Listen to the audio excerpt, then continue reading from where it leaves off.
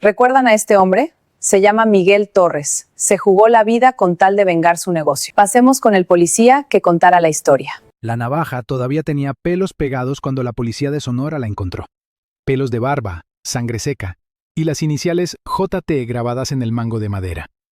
Julián Torres había usado esa misma navaja durante 18 años para afeitar a medio Hermosillo. Ahora la había usado para algo completamente diferente. Lo que el colectivo del norte no calculó fue que este barbero de 43 años conocía cada callejón de la colonia donde habían escondido a su hermano. Tampoco calcularon que Julián tenía algo que ellos jamás tendrían: paciencia de barbero. La misma paciencia que se necesita para trazar líneas perfectas en una barba. La misma precisión que se requiere para no cortar la piel mientras la navaja desliza milímetros sobre la yugular de un cliente. El martes pasado, cuando los federales finalmente rodearon su barbería en la Colonia Centro, Julián no se escondió. Salió con las manos limpias, recién lavadas como siempre hacía después de cada cliente. La única diferencia era que esta vez había tardado más en quitarse la sangre de debajo de las uñas. 12 cuerpos aparecieron en 23 días, todos con el mismo patrón. Todos con cortes tan limpios que los forenses se preguntaron qué tipo de arma podía hacer incisiones tan precisas. La respuesta estaba colgada en la pared de su barbería, junto a las fotos de clientes satisfechos y los certificados de cursos de barbería que había tomado en Tijuana hace 2 décadas. Esta es la historia del barbero que declaró la guerra a los secuestradores y ganó cada batalla, excepto la última. La historia de un hombre que conocía la anatomía del cuello humano mejor que cualquier cirujano, y que la usó para algo que nunca le enseñaron en la escuela de barbería. Hermosillo, Sonora. La ciudad del sol eterno, donde el termómetro llega a 48 grados en verano y el asfalto se derrite bajo los pies. Capital del estado más peligroso para secuestros de todo México durante 2023, según cifras del Secretariado Ejecutivo del Sistema Nacional de Seguridad Pública. 287 secuestros reportados en un solo año. Eso es casi uno cada día. Pero esos son solo los denunciados. Los expertos calculan que por cada secuestro reportado, hay 3 que nunca llegan a las autoridades. Las familias pagan en silencio. Venden casas, hipotecan negocios, se endeudan con agiotistas, todo por recuperar a sus seres queridos. Y cuando los recuperan, si los recuperan, nunca hablan. El miedo es más fuerte que la justicia. En medio de ese infierno de calor y violencia, en la calle Matamoros 234, entre una taquería y una ferretería, estaba La Elegancia. No era la barbería más moderna de Hermosillo. No tenía esas sillas de cuero italiano ni espejos con luces LED que ahora están de moda. Era una barbería de barrio, con piso de mosaico que se instaló en los años 70, paredes pintadas de verde menta que ya necesitaban retoque, y 2 sillas de barbero que habían visto pasar 4 décadas de clientes. Pero lo que La Elegancia tenía, lo que la mantenía viva mientras otras barberías cerraban o se convertían en franquicias impersonales, era a Julián Torres. Y Julián Torres tenía algo que no se puede comprar, enseñar ni replicar. Tenía manos. Julián Torres Mendoza nació el 17 de abril de 1981 en un ejido cerca de Guaymas. Su padre, Roberto Torres, era pescador. Su madre, Guadalupe Mendoza, costurera que trabajaba desde casa haciendo arreglos para las familias del pueblo. Julián era el mayor de 4 hermanos. Después venía Marco, 3 años menor. Luego las gemelas Rosa y María, 6 años menores que él. La familia nunca tuvo mucho. Roberto se iba al mar antes del amanecer y regresaba al anochecer con la pesca del día. Buenos días, traía suficiente para vender en el mercado y comer en casa. Malos días, que eran cada vez más frecuentes conforme los barcos industriales vaciaban el Golfo de California, apenas alcanzaba para el camión de regreso. Guadalupe complementaba con sus costuras. Dobladillos, parches, arreglos de vestidos de quinceañera, uniformes escolares. Trabajaba en la mesa del comedor que también era su taller, rodeada de retazos de tela y carretes de hilo de todos los colores. Los niños aprendieron desde pequeños a no hacer ruido cuando mamá estaba trabajando. El sonido de la máquina de coser era la banda sonora de su infancia. Julián terminó la secundaria en 1996. Tenía 15 años y frente a él se extendían 2 caminos que veía todos los días. El primero era el de su padre. Levantarse a las 4 de la mañana, subirse a una lancha destartalada, jugarse la vida contra las olas por unos cuantos pesos que cada año valían menos. El segundo era el de los jóvenes del pueblo que se iban al norte. Cruzar la frontera, trabajar en Estados Unidos, mandar dólares a casa. Pero Julián tenía terror al mar. Había intentado acompañar a su padre un par de veces cuando era niño. Las 2 veces se había mareado tan feo que Roberto decidió que su hijo mayor nunca sería pescador. Y tampoco quería irse a Estados Unidos. Había escuchado demasiadas historias de tipos que se perdían en el desierto, que los asaltaban los coyotes, que llegaban pero nunca volvían porque no juntaban suficiente para el pasaje de regreso.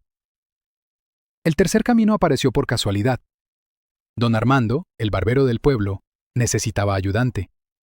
Tenía 67 años y las manos le temblaban cada vez más. Ya no podía sostener las tijeras con la firmeza de antes. Necesitaba a alguien joven que barriera el pelo, que le llevara café, que poco a poco fuera aprendiendo el oficio para eventualmente quedarse con el local cuando él ya no pudiera. Roberto y Guadalupe estuvieron de acuerdo. Barbero era oficio honesto. Pagaría poco al principio, pero, con el tiempo, si Julián aprendía bien, podría tener su propio negocio. Y lo más importante, no tenía que irse del pueblo. Podría quedarse cerca de la familia. Julián empezó en la barbería de don Armando en septiembre de 1996. Los primeros 6 meses fueron humillantes. Barría pelo, lavaba toallas, preparaba café, limpiaba los espejos que se empañaban con el vapor de las toallas calientes. Los clientes ni siquiera lo miraban. Era invisible, el muchacho que barría en la esquina. Pero Julián observaba. Observaba cómo don Armando sostenía las tijeras, cómo movía los dedos con economía perfecta de movimiento, cómo evaluaba la cabeza de cada cliente antes de hacer el primer corte, calculando ángulos, densidad del cabello, remolinos naturales que requerían técnica especial, cómo adaptaba el corte a la forma del cráneo, al tipo de pelo, a las facciones de cada cara. Don Armando notó que el muchacho prestaba atención. Una tarde de marzo, cuando la barbería estaba vacía y el sol del desierto entraba por la ventana haciendo que el aire pareciera vibrar, le dijo: «Ven acá, mijo. Siéntate en la silla». Julián obedeció nervioso. Don Armando tomó las tijeras y empezó a cortar el aire, lentamente, explicando cada movimiento. Los dedos así, la muñeca así, el codo pegado al cuerpo.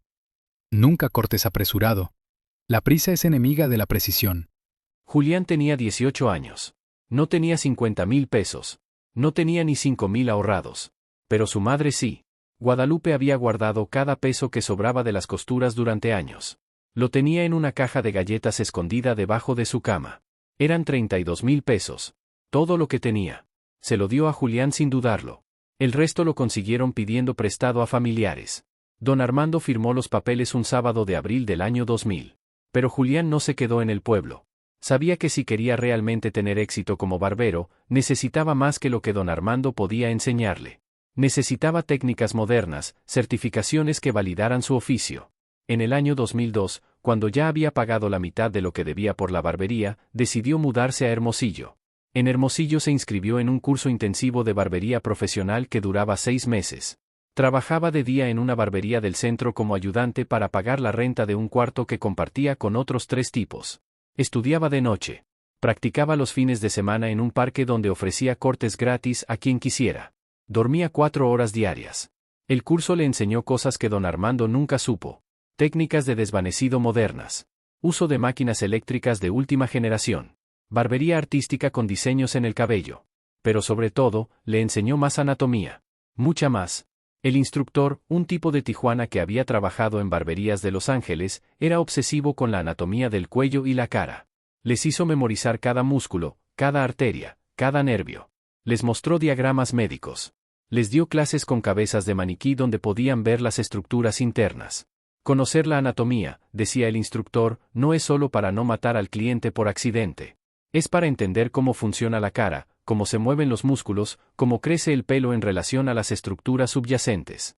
Un buen barbero es medio cirujano. Trabaja en territorio peligroso con instrumentos afilados. La diferencia entre un barbero y un carnicero es el conocimiento.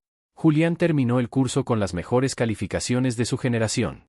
El instructor le ofreció trabajo en su barbería de Tijuana. Pagaba el triple de lo que podría ganar en Hermosillo. Pero Julián ya había decidido que se quedaría en Sonora. No por nostalgia del pueblo que había dejado, sino porque en Hermosillo veía oportunidad. La ciudad estaba creciendo. Había dinero. Había gente que pagaba bien por un buen corte de pelo. En 2003, con sus ahorros y un préstamo pequeño de un banco local, Julián abrió La Elegancia en la Colonia Centro. No era una zona cara. Era un barrio obrero donde vivían mecánicos, comerciantes, empleados de gobierno, familias de clase trabajadora que necesitaban cortes de pelo decentes a precios justos. El local que rentó tenía 4 metros de frente por 8 de fondo. Espacio suficiente para 2 sillas de barbero y una pequeña área de espera con 3 sillas de plástico. Los primeros meses fueron duros. Julián no tenía clientes. La gente del barrio iba a las barberías que conocían desde años. Nadie confiaba en el muchacho nuevo. Pero Julián tenía una ventaja. Era bueno. Muy bueno. Cuando algún curioso entraba a probar, salía con un corte perfecto. Y ese cliente traía a otro. Y ese a otro más. Para 2005, La Elegancia era la barbería más solicitada de la colonia. Julián tenía que contratar un ayudante porque ya no daba abasto solo. Para 2008, tenía 2 ayudantes y había expandido el local rentando el espacio de al lado. En 2010 conoció a Patricia. Ella trabajaba en la ferretería de junto. Pasaba frente a la barbería todos los días camino a su trabajo. Julián la había visto cientos de veces pero nunca se había atrevido a hablarle. Una tarde, el papá de Patricia entró a cortarse el pelo. Julián lo atendió con el mismo cuidado que ponía en cada cliente. Conversación amable, corte impecable, precio justo. El señor salió satisfecho y le contó a su hija que había encontrado una barbería excelente. Patricia entró al día siguiente a conocer al barbero que había impresionado a su padre. Julián casi se corta un dedo del susto cuando la vio entrar. Se casaron en 2012. Patricia era 6 años menor. Había estudiado contabilidad pero no le gustaba trabajar en oficinas. Cuando Julián le propuso matrimonio, también le propuso sociedad. Que ella manejara las finanzas de la barbería mientras él se concentraba en cortar pelo. Patricia aceptó ambas propuestas. El negocio mejoró inmediatamente bajo su administración. Empezó a llevar registros apropiados, a negociar mejores precios con proveedores, a implementar un sistema de citas que optimizaba el tiempo. Para 2015, La Elegancia era más que una barbería de barrio. Era una institución. Julián tenía clientes que llevaban viniendo desde el primer día. Políticos locales que pedían cita con él específicamente. Empresarios que pagaban extra por atención después del horario. La barbería funcionaba de 8 de la mañana a 8 de la noche de lunes a sábado. Julián trabajaba 12 horas diarias 6 días a la semana. Pero no se quejaba. Le gustaba su trabajo. Le gustaba la satisfacción de ver a un cliente mirarse en el espejo y sonreír. Marco, su hermano menor, llegó a Hermosillo en 2016. Había intentado el sueño americano en Arizona pero no le había funcionado. 3 años trabajando en construcción bajo el sol del desierto, sin papeles, siempre con miedo de la migra, viviendo en una casa tráiler compartida con otros 8 tipos. Había ahorrado algo pero no tanto como esperaba. Cuando regresó a México decidió quedarse en Hermosillo cerca de su hermano. Julián le ofreció trabajo en la barbería. Marco no sabía nada de cortar pelo pero podía aprender. Patricia le enseñó lo básico en las tardes después del cierre. Marco resultó tener manos hábiles, heredadas probablemente del padre pescador que sabía hacer nudos complicados y reparar redes con precisión milimétrica. En 6 meses ya podía hacer cortes básicos. En 1 año era casi tan bueno como Julián. En 2 años tenía sus propios clientes regulares que lo preferían a él. Los hermanos Torres trabajaban lado a lado. Julián en la silla de la derecha. Marco en la de la izquierda. Platicaban mientras cortaban. Se hacían bromas. Competían amistosamente por ver quién terminaba primero sin sacrificar calidad.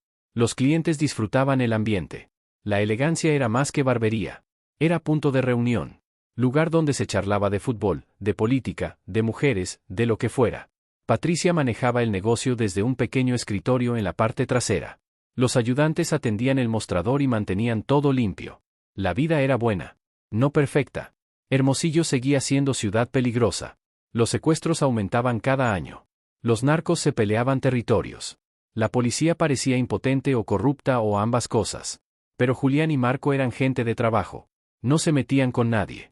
Pagaban sus impuestos. Cerraban temprano. No llamaban la atención. Pensaban que eso los mantendría a salvo. Estaban equivocados. El colectivo del norte no era cártel grande.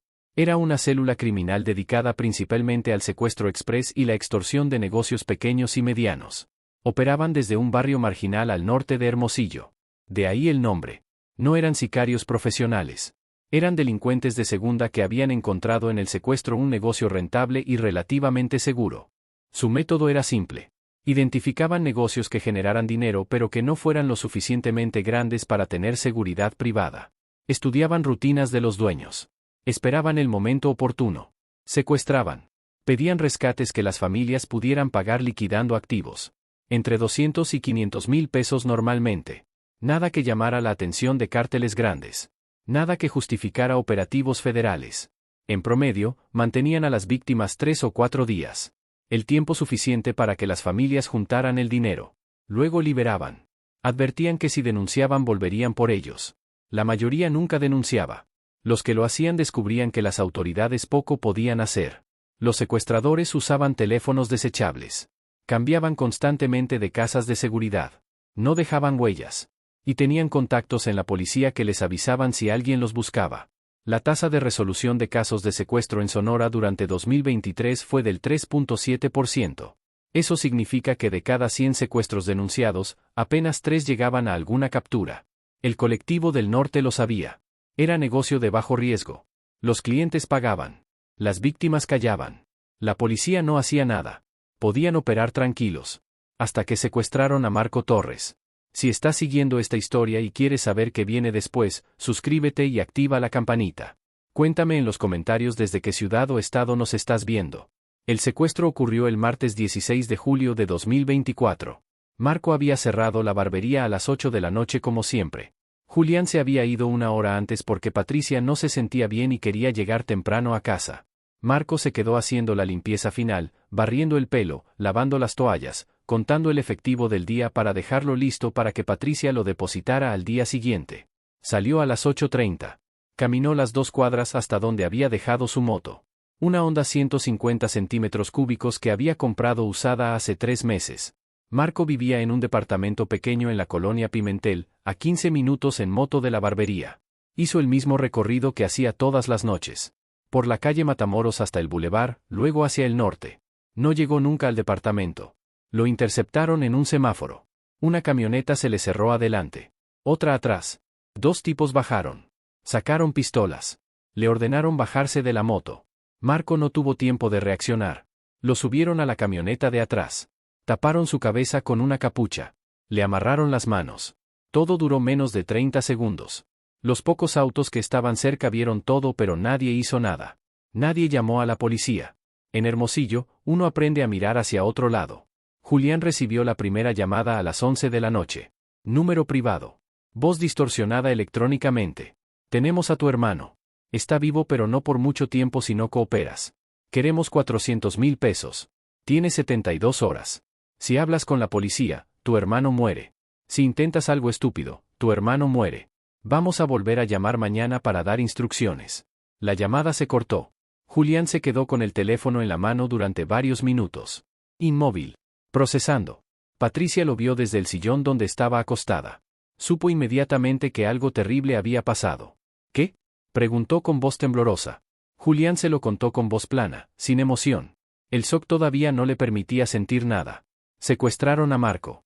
Piden 400,000. Patricia se levantó del sillón. Abrazó a su esposo. ¿Qué vamos a hacer? Julián no respondió inmediatamente. Su cerebro trabajaba rápido. Calculando. Analizando opciones. 400,000 pesos. Tenían ahorros. Unos 150,000 en el banco. La barbería generaba quizás 80,000 mensuales de ganancia después de gastos. El local valía algo. El equipo. Pero liquidar todo tomaría tiempo que no tenían. Podemos juntar 200,000 rápido, dijo Julián. Vendiendo el carro, sacándolo del banco, pidiendo prestado a algunos clientes que tenemos confianza. El resto va a ser más difícil. Patricia asintió. Vamos a conseguirlo. Lo vamos a sacar. Julián la abrazó pero no dijo nada. En su cabeza ya estaba procesando otra información. La voz en el teléfono.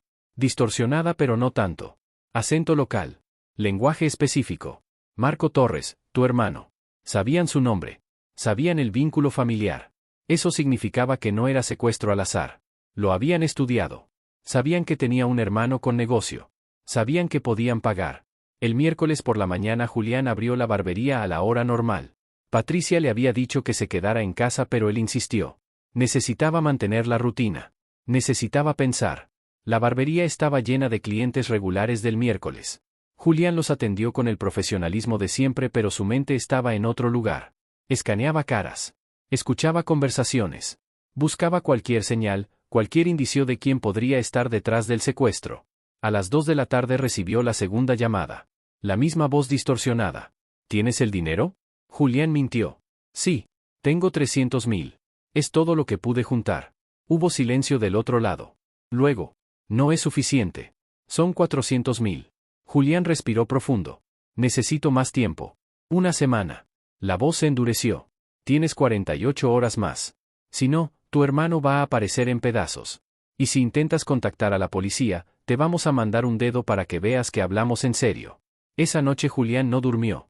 Se quedó sentado en la mesa del comedor con una libreta y una pluma. Escribió todo lo que recordaba de las llamadas. La voz. Las palabras exactas. El ruido de fondo que había escuchado. En la segunda llamada había oído algo. Muy leve. Pero lo había oído. Ladridos de perros. Y más lejos, el silbato de un tren. Hermosillo tenía rutas de tren de carga. Una pasaba por el norte de la ciudad. Por los barrios marginales donde operaban grupos como el Colectivo del Norte. Julián abrió su laptop. Buscó mapas de las rutas de tren en Hermosillo. Identificó 3 barrios por donde pasaba el tren de carga. Uno de ellos era conocido territorio del Colectivo del Norte. Colonia Luis Encinas. Un laberinto de calles sin pavimentar, casas a medio construir, lotes baldíos donde se acumulaba basura. No era el tipo de lugar donde la policía patrullaba seguido. Era el tipo de lugar donde podías mantener un secuestrado sin que nadie hiciera preguntas. El jueves por la mañana Julián cerró la barbería. Le dijo a Patricia que iba al banco. Era mentira. Se subió a su camioneta y manejó hacia el norte de la ciudad. Hacia la colonia Luis Encinas. No tenía plan específico. Solo la necesidad de hacer algo. No podía quedarse sentado esperando. Necesitaba información. Necesitaba ver el territorio. Necesitaba entender dónde tenían a su hermano. Llegó a la colonia a las 10 de la mañana. Manejó despacio por las calles. Observando. Buscando. No sabía qué específicamente. Casas que parecieran casas de seguridad. Vehículos sospechosos. Personas que se comportaran de forma extraña. Vio muchas cosas. Vio pobreza. Vio perros callejeros. Vio niños jugando en la calle. Vio señoras lavando ropa en patios. Vio vida normal de barrio marginal. Nada obviamente criminal. Nada que gritara aquí estamos secuestrando a alguien. Pero Julián tenía algo que los secuestradores no calcularon. Tenía memoria fotográfica para caras. 22 años cortando pelo en Hermosillo le habían dado un catálogo mental de miles de rostros. Y mientras manejaba por la colonia Luis Encinas, reconoció uno. Un tipo sentado afuera de una tienda.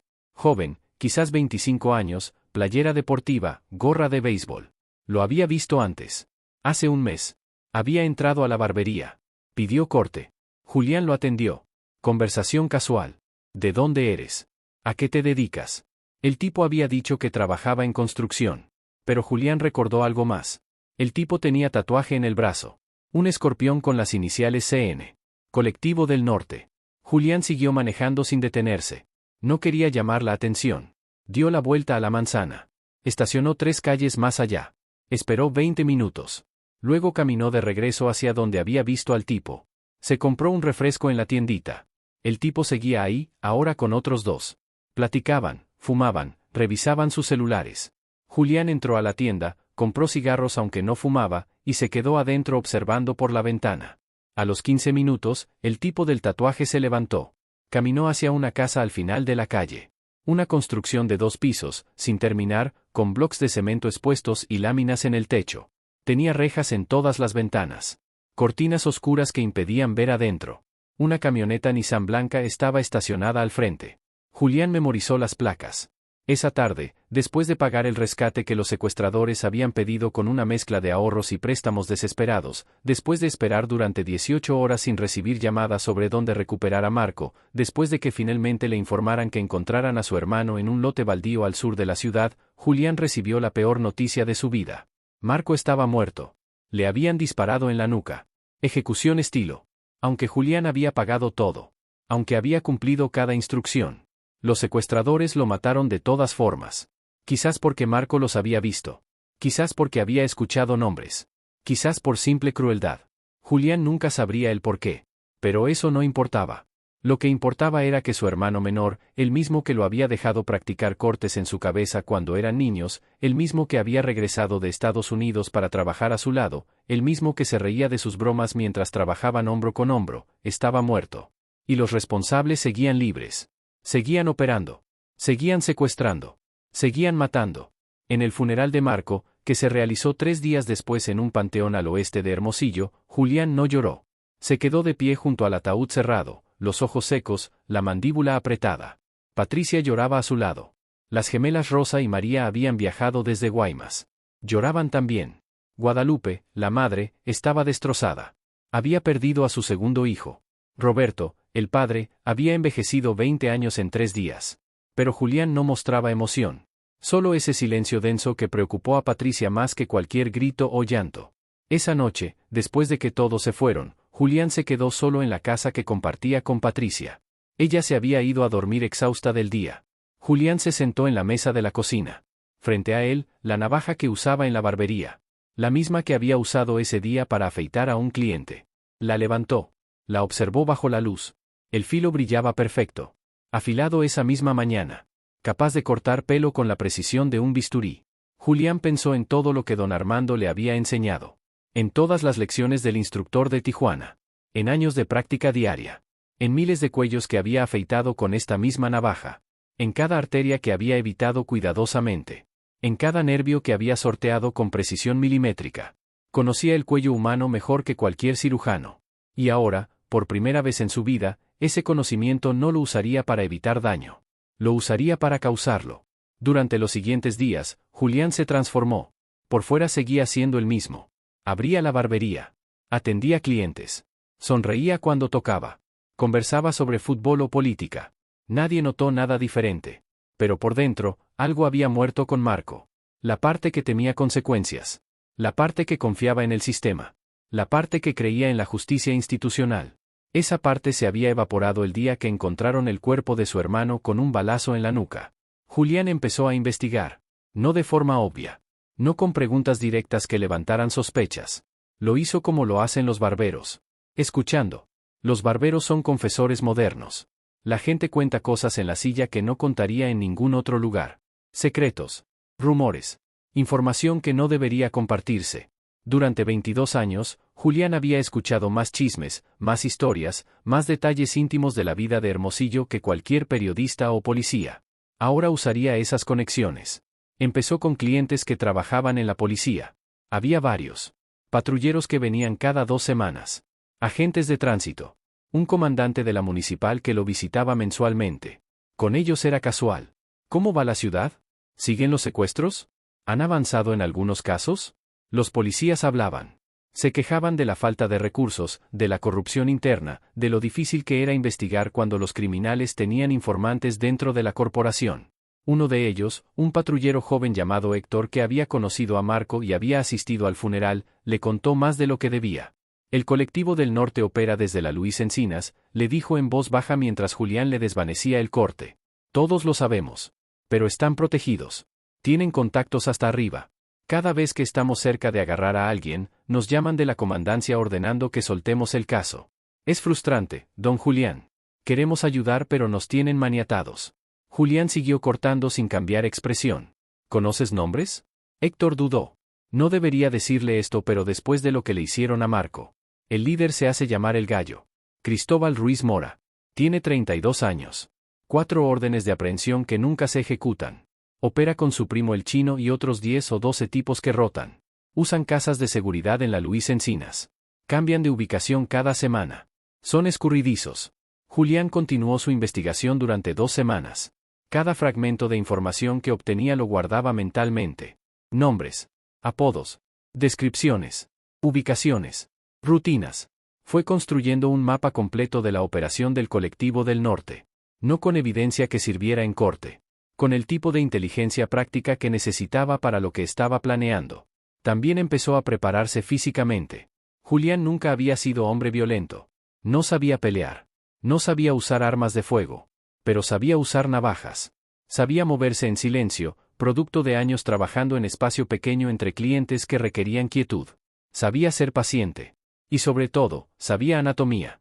Eso era su ventaja. No necesitaba fuerza bruta. Necesitaba precisión. Compró otra navaja idéntica a la que usaba en la barbería. La afiló hasta que podía cortar papel con solo rozarlo. Practicó movimientos en su casa cuando Patricia dormía.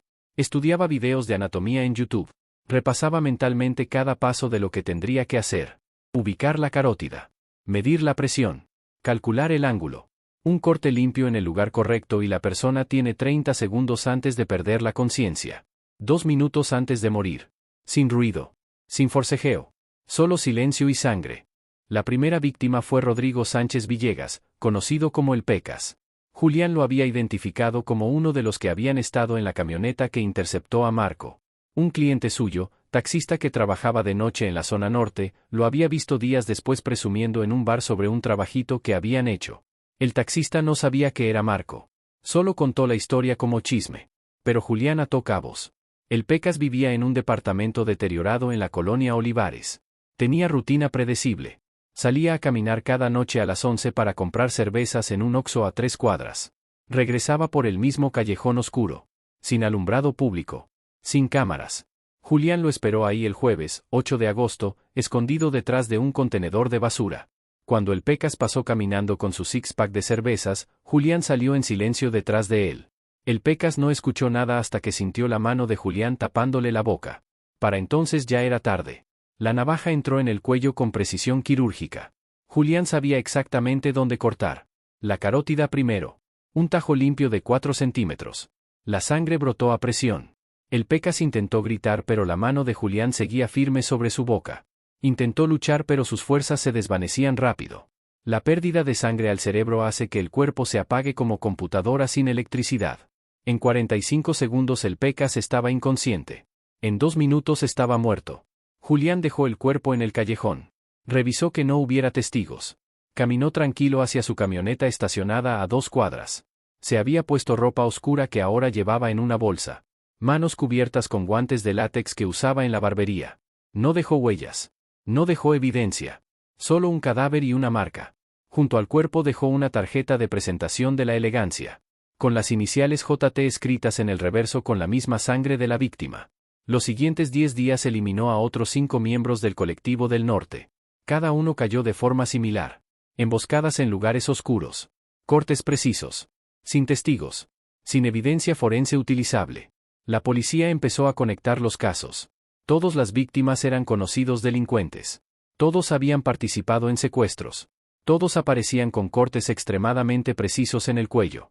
Y todos tenían una tarjeta de la elegancia con las iniciales JT. El comandante Héctor, el patrullero que le había dado información, fue uno de los primeros en sospechar. Entró a la barbería un martes por la tarde. Don Julián, necesito hablar con usted. Julián lo recibió con la misma sonrisa profesional de siempre. Siéntate, Héctor. Te voy a hacer un corte que vas a lucir como actor de telenovela.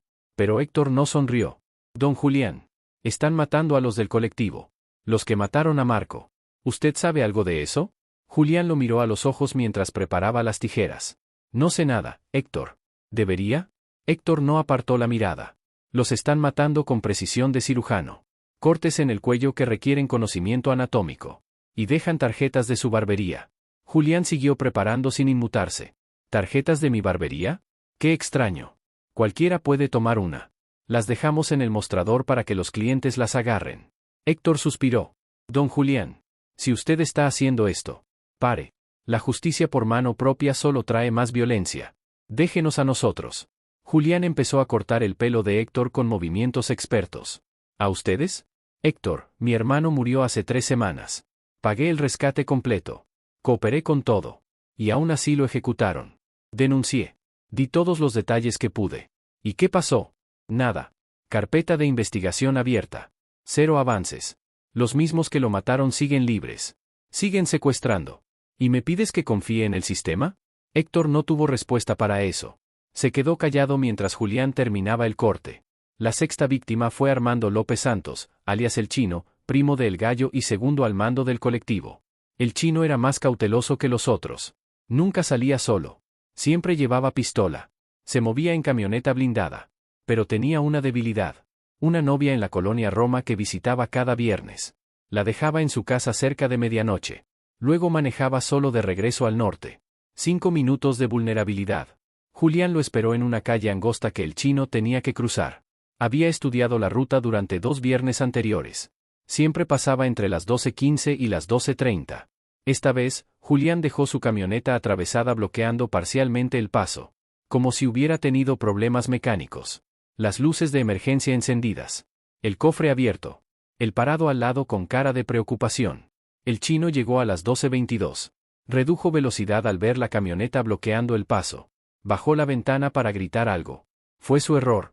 Julián se acercó rápido. Antes de que el chino pudiera reaccionar, la navaja ya había entrado por la ventana. El corte fue tan rápido y preciso que el chino ni siquiera gritó. Solo un sonido ahogado mientras la sangre llenaba su garganta. Julián se alejó. Cerró el cofre de su camioneta. Subió. Manejó tranquilo dejando atrás el cuerpo del chino desangrándose dentro de su vehículo blindado. Otra tarjeta. Otras iniciales JT escritas en sangre. Para entonces, la ciudad entera hablaba del justiciero que estaba eliminando al colectivo del norte. Los medios lo apodaron el barbero fantasma. Las redes sociales se dividieron. Algunos lo celebraban como héroe. Alguien que finalmente hacía lo que las autoridades no podían o no querían. Otros lo condenaban como asesino serial sin importar que sus víctimas fueran criminales. Julián no leía noticias. No le importaba la opinión pública. Solo tenía una lista de nombres. Y seguía trabajando en ella. Las víctimas 7, 8 y 9 cayeron en una semana. Siempre de noche. Siempre con la misma precisión. Los miembros restantes del colectivo entraron en pánico. Dejaron de salir solos. Se escondieron en casas de seguridad con vigilancia las 24 horas. Pero Julián era paciente. Esperaba. Observaba. Encontraba el momento.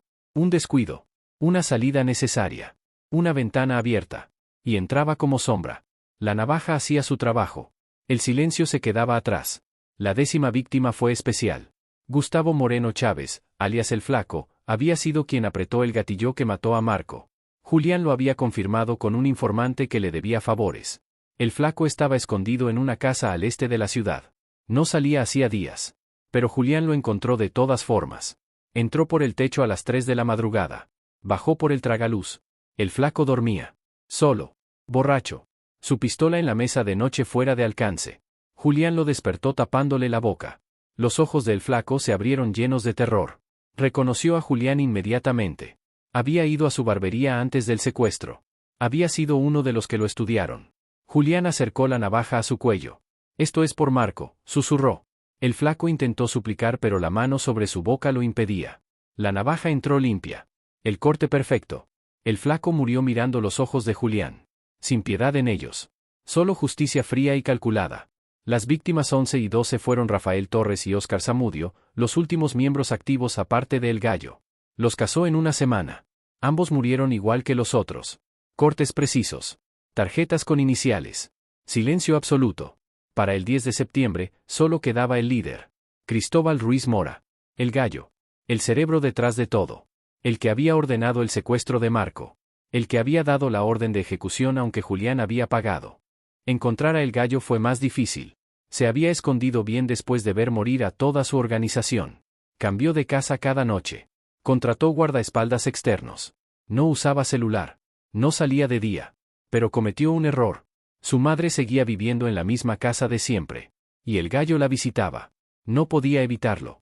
Era buen hijo a pesar de ser mal humano. Visitaba a su madre cada domingo temprano en la mañana. Entraba rápido. Salía más rápido. Pero esos 5 minutos eran suficientes. Julián lo esperó el domingo, 15 de septiembre. Estacionado en la calle con vista a la casa de la madre de El Gallo. Vio llegar la camioneta blindada. Vio bajar a El Gallo con 2 guardaespaldas. Entraron los 3. Julián esperó. 1 hora. 2 horas. Paciencia de barbero. Finalmente, a las 10 de la mañana, salieron. Los 3 se subieron a la camioneta. El Gallo iba atrás. Los guardaespaldas adelante. Arrancaron. Julián lo siguió a distancia prudente. La camioneta se detuvo en un semáforo. Julián aceleró su moto que había usado ese día en lugar de la camioneta. Se acercó por el lado del pasajero trasero. El Gallo miraba su celular. Las ventanas eran blindadas pero Julián no necesitaba romperlas. Había traído algo diferente. Una pistola que había comprado en el mercado negro días antes. No era su estilo. Prefería la navaja. Pero para El Gallo haría excepción. Disparó 3 veces a través de la ventana. El vidrio blindado se astilló pero no se rompió del todo. El gallo se tiró al piso. Los guardaespaldas sacaron sus armas. Julián aceleró la moto alejándose antes de que pudieran reaccionar. No había matado a el gallo, pero lo había asustado. Y eso era el punto. Quería que supiera que podía alcanzarlo en cualquier momento. Que no había escondite seguro. Que la justicia por Marco vendría sin importar cuánto tiempo tomara. El gallo entendió el mensaje. Esa misma noche salió de Hermosillo. Algunos dicen que huyó a Sinaloa. Otros que cruzó a Estados Unidos. Nadie lo vio de nuevo en Sonora. El colectivo del norte dejó de existir. Los secuestros en esa zona de la ciudad cayeron dramáticamente. Otros grupos criminales tomaron nota. Secuestrar en Hermosillo se había vuelto peligroso. No por la policía. Por el barbero que sabía exactamente dónde cortar. Patricia sospechó desde el principio. Las llegadas tarde. La ropa manchada que Julián quemaba en el patio. Los silencios prolongados. La forma en que afilaba las navajas con intensidad inusual. Pero nunca preguntó. No quería saber. Amaba a su esposo. Entendía su dolor. Y en el fondo, una parte oscura de ella que nunca admitió en voz alta, aprobaba lo que él estaba haciendo. Marco había sido como un hermano para ella también. La policía finalmente lo atrapó el martes 17 de septiembre de 2024. No por evidencia forense. No por testigos. Sino porque Julián decidió que ya era suficiente. El colectivo estaba destruido. El gallo había huido. Marco estaba vengado. Ya no tenía razón para seguir. Así que simplemente esperó. Abrió la barbería como siempre. Atendió clientes como siempre. Y cuando la policía llegó con orden de arresto, no resistió. Salió de la barbería con las manos visibles. Sin armas. Sin violencia. Los oficiales lo esposaron frente a docenas de clientes y vecinos que habían salido a ver. Algunos lloraban. Otros aplaudían. La mayoría simplemente observaba en silencio mientras se llevaban al hombre que durante 22 años les había cortado el pelo, escuchado sus problemas y mantenido sus secretos. El hombre que se había transformado en algo más cuando le quitaron lo que más amaba. En la estación de policía, Julián confesó todo. Nombres, fechas, métodos. No mostró remordimiento. Tampoco orgullo. Solo aceptación de las consecuencias. Les explicó por qué lo hizo. No esperaba que entendieran. No esperaba absolución. Solo quería que supieran que lo haría de nuevo si pudiera. Que cada vida que tomó valió la de Marco. Que la justicia que el sistema no pudo dar, él la había ejecutado con la precisión de quien conoce cada arteria, cada nervio, cada punto vital del cuerpo humano. El juicio fue mediático.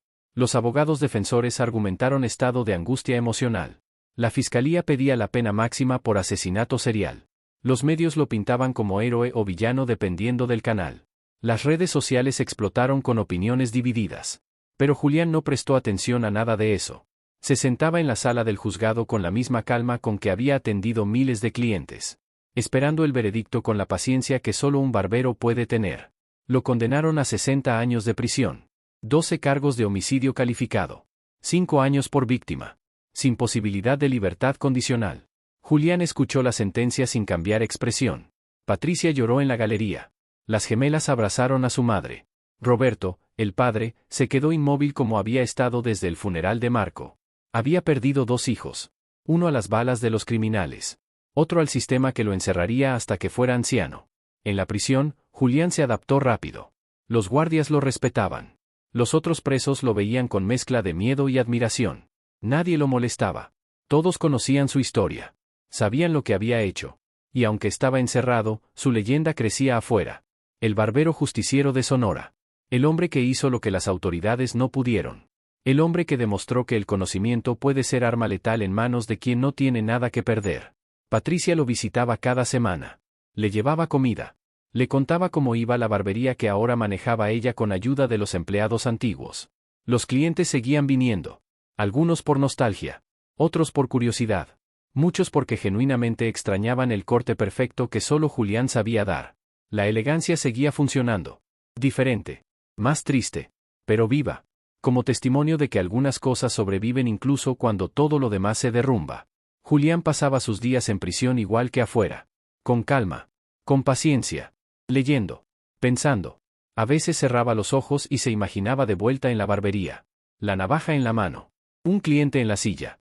El olor familiar del jabón de afeitar. El zumbido suave de las máquinas. La conversación ligera sobre cosas que no importaban. La vida normal que había tenido antes de que todo se fuera al infierno. pero luego abría los ojos y estaba en su celda.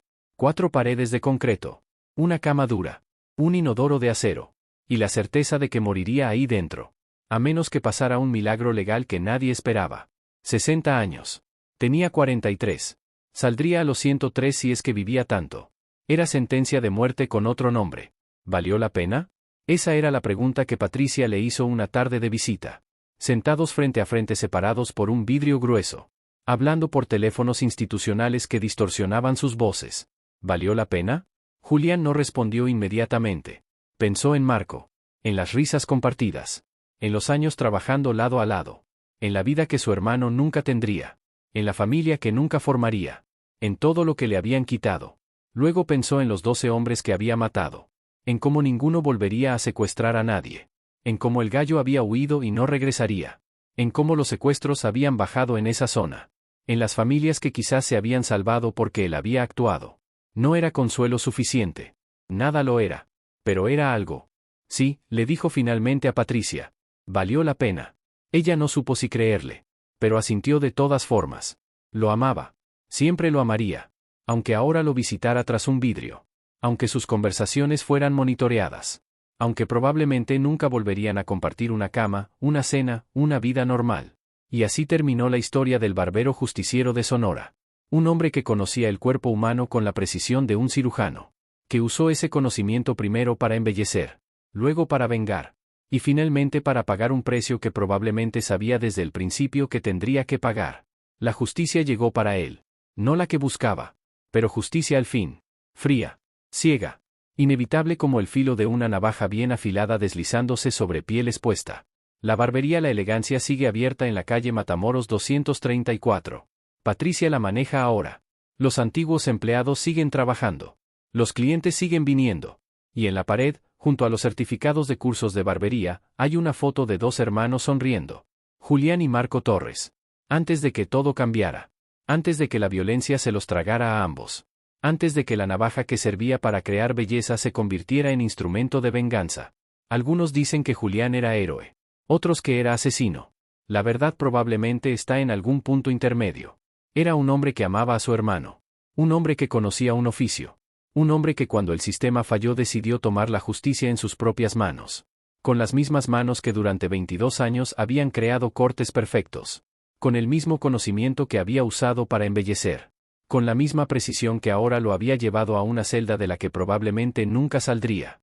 Y en las noches, cuando Hermosillo duerme bajo ese sol que volverá implacable al amanecer, algunos vecinos de la colonia Centro dicen que todavía pueden escuchar el sonido. El zumbido suave de máquinas de afeitar. El clic preciso de tijeras cortando aire. El silbido casi imperceptible de una navaja siendo afilada. Como si el fantasma de la elegancia siguiera trabajando. Como si Julián Torres todavía estuviera ahí. Perfeccionando su arte. Uno que requiere paciencia infinita. Precisión absoluta. Y conocimiento profundo de exactamente dónde cortar. Julián tenía 18 años. No tenía 50,000 pesos.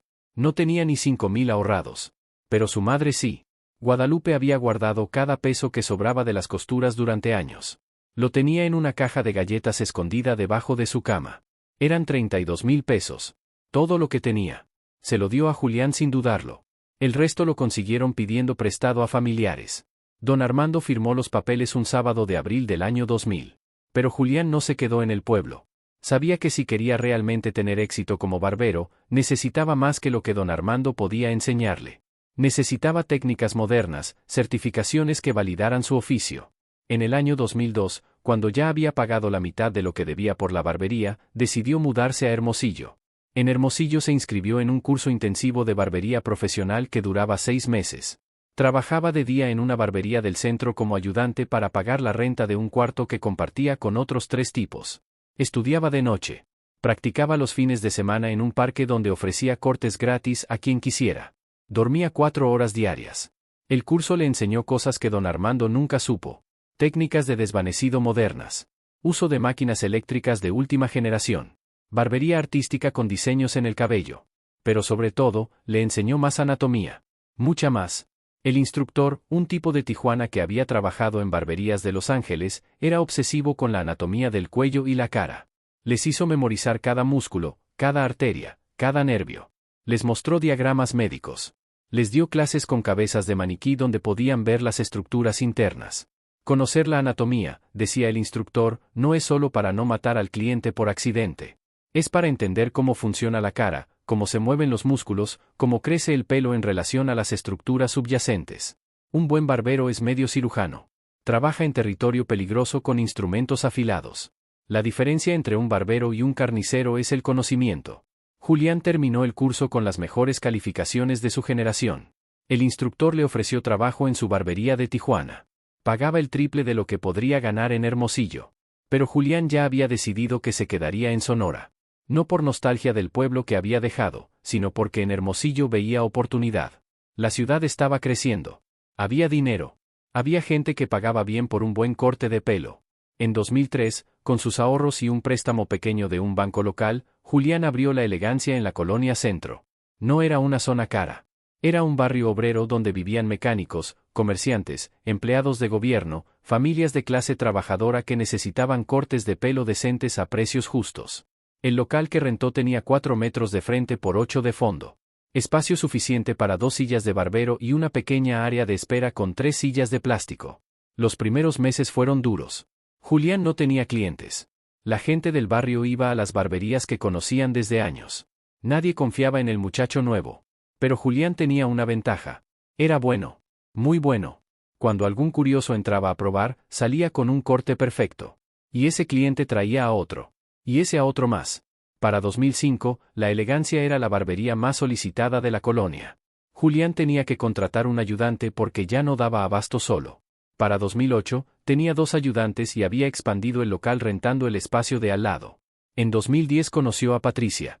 Ella trabajaba en la ferretería de junto. Pasaba frente a la barbería todos los días camino a su trabajo. Julián la había visto cientos de veces pero nunca se había atrevido a hablarle. Una tarde, el papá de Patricia entró a cortarse el pelo.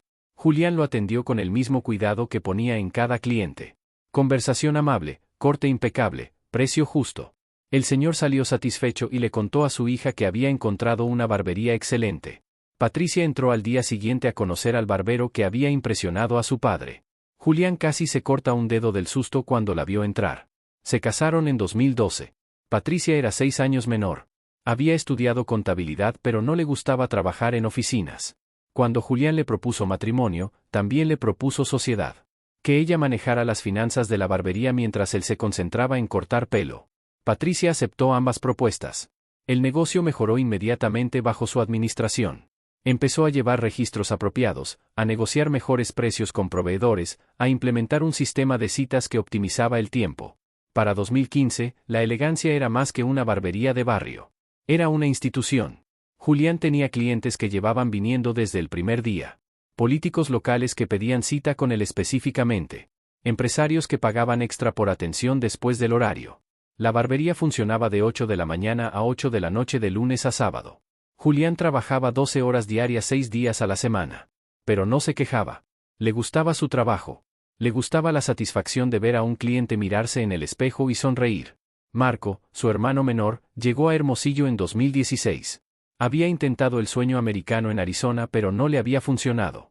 3 años trabajando en construcción bajo el sol del desierto, sin papeles, siempre con miedo de la migra, viviendo en una casa tráiler compartida con otros 8 tipos. Había ahorrado algo pero no tanto como esperaba. Cuando regresó a México decidió quedarse en Hermosillo cerca de su hermano. Julián le ofreció trabajo en la barbería.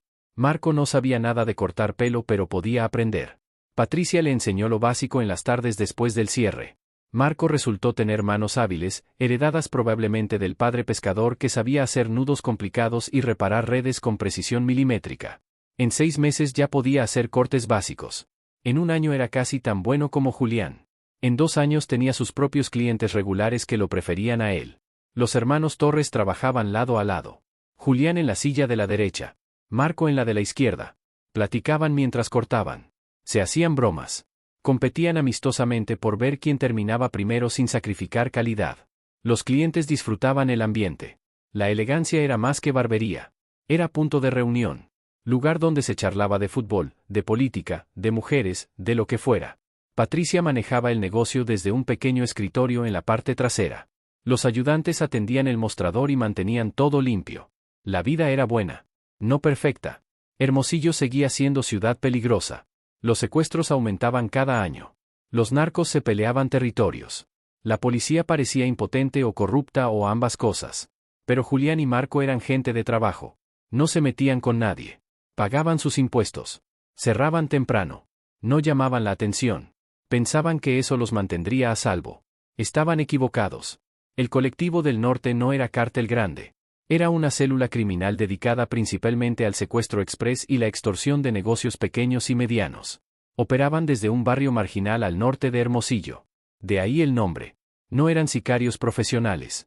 Eran delincuentes de segunda que habían encontrado en el secuestro un negocio rentable y relativamente seguro. Su método era simple. Identificaban negocios que generaran dinero pero que no fueran lo suficientemente grandes para tener seguridad privada. Estudiaban rutinas de los dueños. Esperaban el momento oportuno. Secuestraban. Pedían rescates que las familias pudieran pagar liquidando activos. Entre 200 y 500 mil pesos normalmente. Nada que llamara la atención de cárteles grandes. Nada que justificara operativos federales. En promedio, mantenían a las víctimas 3 o 4 días. El tiempo suficiente para que las familias juntaran el dinero. Luego liberaban. Advertían que si denunciaban volverían por ellos. La mayoría nunca denunciaba. Los que lo hacían descubrían que las autoridades poco podían hacer. Los secuestradores usaban teléfonos desechables. Cambiaban constantemente de casas de seguridad. No dejaban huellas. Y tenían contactos en la policía que les avisaban si alguien los buscaba. La tasa de resolución de casos de secuestro en Sonora durante 2023 fue del 3.7%. Eso significa que de cada 100 secuestros denunciados, apenas 3 llegaban a alguna captura. El colectivo del norte lo sabía. Era negocio de bajo riesgo. Los clientes pagaban. Las víctimas callaban. La policía no hacía nada. Podían operar tranquilos. Hasta que secuestraron a Marco Torres. Si estás siguiendo esta historia y quieres saber qué viene después, suscríbete y activa la campanita. Cuéntame en los comentarios desde qué ciudad o estado nos estás viendo. El secuestro ocurrió el martes 16 de julio de 2024. Marco había cerrado la barbería a las 8 de la noche como siempre. Julián se había ido una hora antes porque Patricia no se sentía bien y quería llegar temprano a casa. Marco se quedó haciendo la limpieza final, barriendo el pelo, lavando las toallas, contando el efectivo del día para dejarlo listo para que Patricia lo depositara al día siguiente. Salió a las 8:30. Caminó las 2 cuadras hasta donde había dejado su moto. Una Honda 150 centímetros cúbicos que había comprado usada hace 3 meses. Marco vivía en un departamento pequeño en la colonia Pimentel, a 15 minutos en moto de la barbería. Hizo el mismo recorrido que hacía todas las noches. Por la calle Matamoros hasta el bulevar, luego hacia el norte. No llegó nunca al departamento. Lo interceptaron en un semáforo. Una camioneta se le cerró adelante. Otra atrás. 2 tipos bajaron. Sacaron pistolas. Le ordenaron bajarse de la moto. Marco no tuvo tiempo de reaccionar. Lo subieron a la camioneta de atrás. Taparon su cabeza con una capucha. Le amarraron las manos. Todo duró menos de 30 segundos. Los pocos autos que estaban cerca vieron todo pero nadie hizo nada. Nadie llamó a la policía. En Hermosillo, uno aprende a mirar hacia otro lado. Julián recibió la primera llamada a las 11 de la noche. Número privado. Voz distorsionada electrónicamente. Tenemos a tu hermano. Está vivo pero no por mucho tiempo si no cooperas. Queremos 400,000 pesos. Tiene 72 horas. Si hablas con la policía, tu hermano muere. Si intentas algo estúpido, tu hermano muere. Vamos a volver a llamar mañana para dar instrucciones. La llamada se cortó. Julián se quedó con el teléfono en la mano durante varios minutos. Inmóvil. Procesando. Patricia lo vio desde el sillón donde estaba acostada. Supo inmediatamente que algo terrible había pasado. ¿Qué? Preguntó con voz temblorosa. Julián se lo contó con voz plana, sin emoción. El shock todavía no le permitía sentir nada. Secuestraron a Marco. Piden 400,000. Patricia se levantó del sillón. Abrazó a su esposo. ¿Qué vamos a hacer? Julián no respondió inmediatamente. Su cerebro trabajaba rápido. Calculando. Analizando opciones. 400,000 pesos. Tenían ahorros. Unos 150,000 en el banco. La barbería generaba quizás 80,000 mensuales de ganancia después de gastos. El local valía algo. El equipo. Pero liquidar todo tomaría tiempo que no tenían. Podemos juntar 200,000 rápido, dijo Julián. Vendiendo el carro, sacándolo del banco, pidiendo prestado a algunos clientes que tenemos confianza. El resto va a ser más difícil. Patricia asintió. Vamos a conseguirlo. Lo vamos a sacar. Julián la abrazó pero no dijo nada. En su cabeza ya estaba procesando otra información. La voz en el teléfono. Distorsionada pero no tanto. Acento local. Lenguaje específico. Marco Torres, tu hermano. Sabían su nombre. Sabían el vínculo familiar. Eso significaba que no era secuestro al azar. Lo habían estudiado. Sabían que tenía un hermano con negocio. Sabían que podían pagar. El miércoles por la mañana Julián abrió la barbería a la hora normal. Patricia le había dicho que se quedara en casa pero él insistió. Necesitaba mantener la rutina. Necesitaba pensar. La barbería estaba llena de clientes regulares del miércoles. Julián los atendió con el profesionalismo de siempre pero su mente estaba en otro lugar. Escaneaba caras. Escuchaba conversaciones. Buscaba cualquier señal, cualquier indicio de quién podría estar detrás del secuestro. A las 2 de la tarde recibió la segunda llamada. La misma voz distorsionada. ¿Tienes el dinero? Julián mintió. Sí, tengo 300.000. Es todo lo que pude juntar. Hubo silencio del otro lado. Luego, no es suficiente. Son 400.000. Julián respiró profundo. Necesito más tiempo. Una semana. La voz se endureció. Tienes 48 horas.